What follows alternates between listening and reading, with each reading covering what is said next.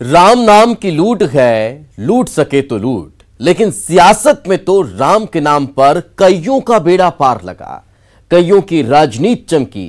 सुर्खी में भी मंत्री गोविंद सिंह राजपूत राम मंदिर का जिक्र करते करते कभी भावुक हुए तो कभी अतीत के पन्ने खंगालने लगे। बीजेपी की तारीफों के कसीदे गढ़े और कांग्रेस को जो बोल गए, तो अब सुर्खी में हो रही है राम के नाम पर सियासत। आप भी देखिए तेरे राम मेरे राम। राम मंदिर का शिलान्यास अयोध्या में हुआ, लेकिन एमपी में राम के नाम पर सियासत जोरों पर है। हर कोई खुद को राम भक्त बताने पर आतुर है। अब जरा सुर्खी में मंत्री जी को सुनिए, जो राम नाम का बखान करते करते भावुक हो गए।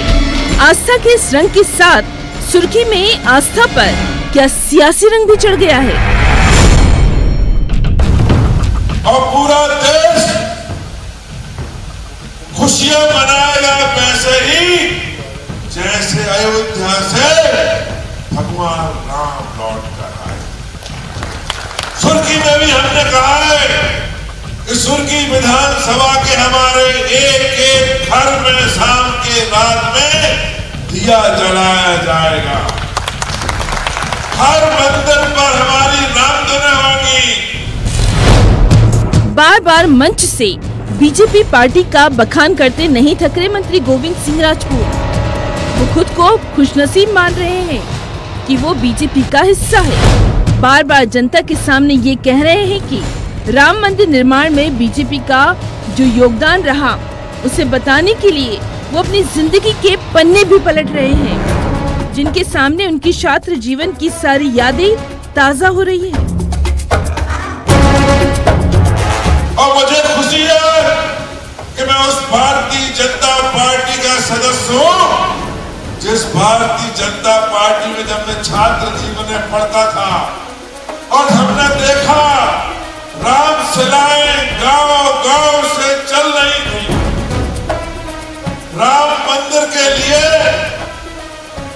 भारतीय जनता पार्टी के अटल जी, अडवाणी जी, उमा भारती जी, हमारे उत्तर प्रदेश के मुख्यमंत्री जी, सारे लोग राम मंदिर की बात करते थे। कांग्रेस से बीजेपी में ताजा शामिल हुए मंत्री गोविंद सिंह राजपूत का लोधी क्षत्रिय समाज के सम्मेलन में दिया गया ये संबोधन अब सुर्खी में सियासत का हिस्सा बन गया है।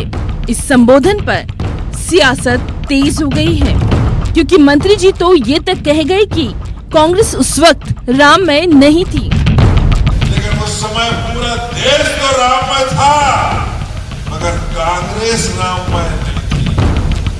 लेकिन आज मुझे फक्र होता है देश के प्रधानमंत्री नरेंद्र मोदी पर कि नरेंद्र मोदी जी की अगुवाई में आज पूरा देश आने वाली 5 अगस्त को, अब ज्यादा दिन नहीं है, 5 अगस्त को राम मंदिर की पूजा होगी, राम मंदिर का निर्माण शुरू होगा।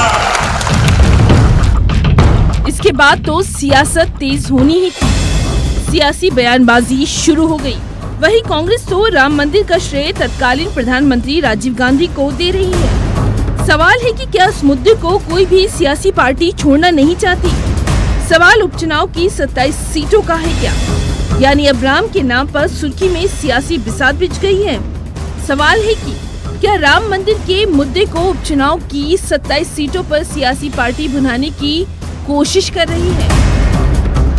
मंदिर के शिलान्यास का भी काम हमारे देश के पूर्व प्रधानमंत्री श्री राजीव गांधी जी द्वारा किया गया था।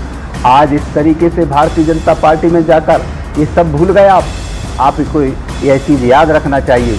भारतीय जनता पार्टी ही नहीं, इस देश के सारे लोग जानते हैं। और चुनाव की खातिर आज आपने इस दल से उस दल में जाकर भगवान राम के नाम पर भी झूठ बोलना चालू कर दिया। आज जिस झूठे, आपका दोष नहीं है, यह पार्टी भारतीय जनता पार्टी झूठे लोगों की पार्टी है और झूठे लोगों की पार्टी में जाकर आपके द्वारा भी झूठ बोला गया है। इसमें मुझे कोई कुछ नहीं कहना, इस प्रदेश की और देश की जनता सारी बात जानती है। पूर्व मुख्यमंत्री कमलनाथ का हनुमान जी की तस्वीर के साथ वीडियो वायरल हुआ। उसके बाद दिग्विजय सिंह ने राम मंदिर के शिलान्यास के शुभ मुहूर्त पर सवाल खड़े कर दिए। उसके बाद बीजेपी ने कांग्रेस पर तंज कसा और फिर कांग्रेस का हनुमान चालीसा का पाठ यानी राम के नाम पर जुबानी जंग और सियासी जंग एमपी में तेज हो गई है। राम मंदिर का तो शिलान्यास हो गया, लेकिन एमपी की सियासत में सियासी शिला पर बयान और पलटवार दर्ज हो रहे हैं। उपचुनाव में ये मुद्दा गर्मा सकता है, लेकिन वोटर को तय करना है वो राम के नाम पर राजनीति का हिस्सा बनना चाहता है या फिर विकास के मुद्दे पर वो मोहर लगाएगा।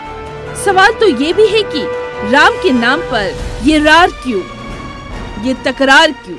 सुर्खी से रचित दुबे के साथ bureau report, news 18 Madhya Pradesh Chhattisgarh.